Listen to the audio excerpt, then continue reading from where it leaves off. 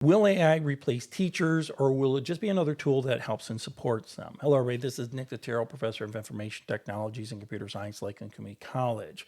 This is obviously a question that is near and dear to my heart. Now, before we get started, we need to understand all new technology. Going back from the beginning of time, all new technology will probably replace a certain sector in the work world.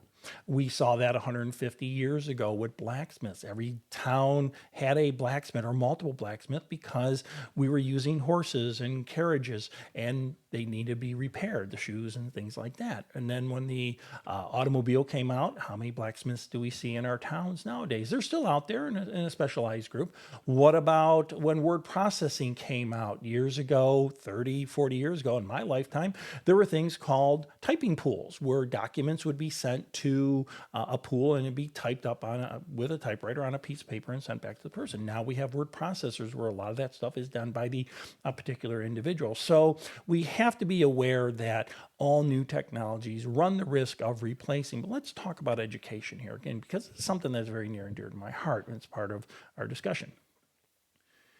Generally speaking, there's various avenues about this particular topic. One of the extremes that I've been reading about is taking content from professors or individuals that are now gone, but were very prolific in what they provided. People like Albert Einstein, Richard Feynman. These are all individuals that there are textbooks of their material, and also there are videos and there are audios of their discussions. There's millions of images associated with them. Could we create an AI of Albert Einstein where you as a student would have direct interaction? Would it be interesting to take a course with Albert Einstein? And it wouldn't just be movies of Albert Einstein, it would be a dialogue with him. They would create an AI, and they're working on this. They would create an AI that would be answering questions based upon what they know or how they know that Albert Einstein answered those questions. So it would be a dialogue with that particular individual. How would you like to take a physics class with Richard Feynman, where again, you would initiate a dialogue and there'd be a dialogue back to him. So that's one aspect, but is that what we're looking for? Let's go up to my screen and let's take a look at this particular topic. Again, this is in my AI and education series for discussion. The overarching question is, will AI replace teachers or will it be a tool to support them? Investigate, see what's out there. Also, think for yourself, think some personal stories. For example, in the early 2000s, late 90s, early 2000s, we saw a massive influx of online courses. Back then, online was kind of a augmentation, an enhancement, a support tool. Now, some faculty do treat online as that. It's still an enhancement, it's an augmentation. Other faculty may view it as a complete replacement of the classic lecture.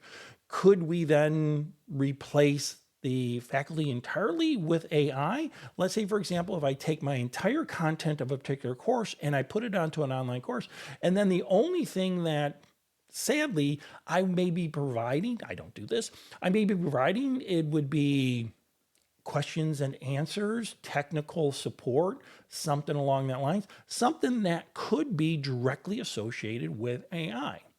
Now, I will give you my two-bit opinion because, again, I've done a preliminary research on some of this. I believe as a faculty member, it is imperative that I keep the human aspect inside my courses. Yes, I teach online, I teach hybrid, I teach WSR.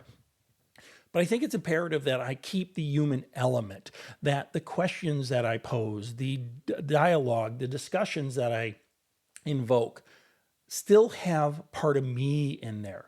Could I create questions with AI? Absolutely. This particular discussion question was generated by AI, but it's still me behind asking this particular question. You're going to get responses based upon me. Now, if you're a student in one of my courses and this is a discussion forum, you are required to do at least one post on the Blackboard site and 2 replies to other students. Your post must be supported with at least one web link. You can do a journal or you can do any web link, but it has to support your particular belief. You will notice that when you post, before you post, you won't see anything. Once you do the initial post, you'll see everybody else's post. Then you have to reply to two other people, two other posts. And again, you could agree or disagree with that individual as long as you keep it civil and just don't agree or disagree, but support your belief.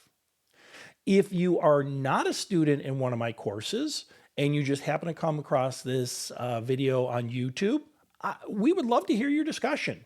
Keep it civil. Understand this is a college course. Keep it civil, but put it inside the comments field of this particular video. But if you're one of my students, you have to create the post and reply in the Blackboard system. If you're one of my students or anybody and you want to be part of the discussion in the comments institute, you're also more than welcome. But give it a thought. Would you as a student be okay with everything being replaced digitally? So the course content, imagine a course content where you would have the Blackboard site or the online site, but the questions you would be posing to the faculty would not be questions to a faculty, but be questions posted to AI. Would you be comfortable with that? I think I would not be, not because I'm an educator. I don't think I'd be comfortable with that. I think it's imperative, again, that we keep the human within our education. Let it become a tool for support. Now, if you disagree with me, that is fine, right? This is just one person's opinion. So please enjoy the discussion. Keep it civil. Again, if you agree or when you agree or disagree with somebody else, support it. That being said, let's go and learn something.